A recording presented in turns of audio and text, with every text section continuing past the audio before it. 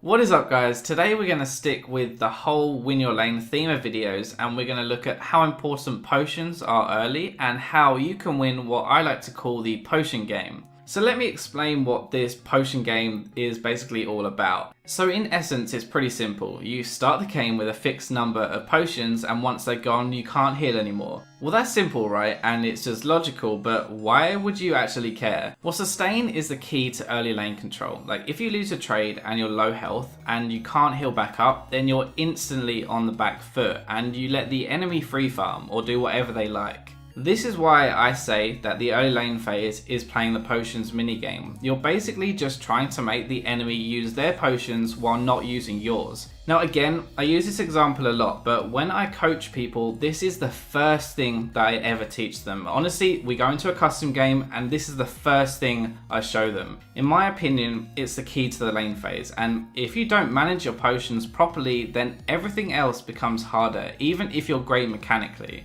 So how you play in the lane, like how aggressive you can be and how you use your potions, is all down to the situation. So instead of me overloading you with information, I'm going to give you a couple of examples of what I mean. So for AD carries, it's pretty standard. You only have one potion with a Doran's Blade. So if you trade and make the enemy use their potion, but you don't use yours, then you're in control of the lane. The reason you're in control is because now you can fight again, and even if you both take damage, you can heal it back up with that potion you have, whereas your opponent can't and is going to stay low health. So for mid laners, it's a little bit different because there are way more starting options. So let's just say, as an example, that you started with a flask and 3 health potions, whereas the enemy has a Doran's Ring and 2 potions. In this matchup, you have the sustain advantage here, but are weaker in actual fights. Say that you trade and you have to burn 2 flask charges to recover and they use 1 potion. So you trade again and you may have to use your last flask charge and a potion, but they use their final potion and now you're in control.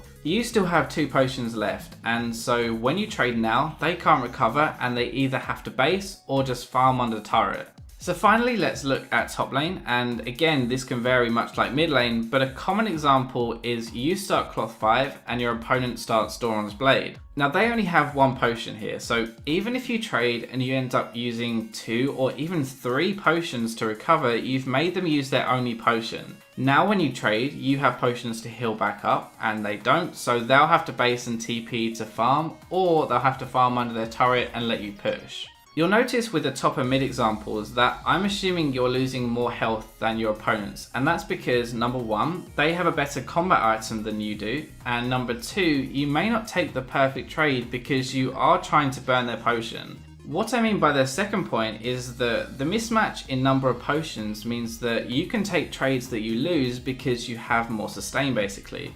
So those examples are obviously ideal situations, but it doesn't always go to plan, and it's not always possible to burn their potion while keeping yours, but this is something you need to always be thinking about, and it leads on to my top tip for keeping a potion advantage. Now this mainly applies to the bot and top lane, but it also can apply mid lane with some health regen as well. So you'll see in this clip that I actually get hooked twice. I know, I'm a scrub, what can I say guys, sorry. Anyway, you'll see that I don't use my potion either time, even when around 50 to 60% health. Now this is because I'm confident that I can play defensively and just lifesteal back. Basically, I can play around not using it, so I don't. Now I don't want to fight here, and I know that they can't kill me even if I get hooked because I can jump away, so there's no need for me to use that potion. This means that I keep the potion game level and I don't put myself at a disadvantage for kind of no reason. The key things in this example to remember though are that 1, I knew I wouldn't die if they engage, and 2, I could lifesteal safely without taking more damage and jump away if I had to. So let's just remember that potions aren't everything. Obviously, if they have a Doran's Blade and you have a flask top lane, then they will do more damage to you and potentially kill you if you take a really bad trade. Playing the potions game is the most optimal way of laning, but as I said earlier, it's not always possible. Okay, so now we know what the potion game is, we can go into these 2 kind of wild cards that kind of screw with the whole system, and that's sustain in the form of spells and also lifesteal. Now let's look at lifesteal first, because we've kind of already hinted at this in a couple of the examples. So playing the potion game against someone who has lifesteal is harder, but lifesteal is only good if the enemy can actually attack. If you use your health or potion advantage to zone them from the wave, then that lifesteal won't be doing anything for them. Now sustain from spells like Nami or Sona, for example, really change the game completely. When you're playing with a heal, it means that you can take trades to get rid of potions because you can heal back up anyway. Say you're bot lane and you trade and you both use your potions. So now neither of you have any potions, you actually want to fight again and both take damage. The enemy can't heal back up, but you can because you have a support with a heal. It's basically like having an infinite number of potions, I guess, and that's probably the easiest way to explain it, and that's probably the way you should think about it anyway.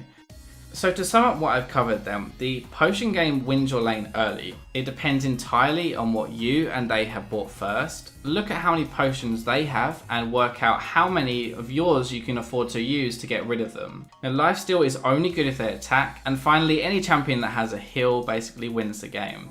Well, I hope you guys enjoyed the video. Remember to click the tome link to help me out in the description below, and I will catch you in my next video.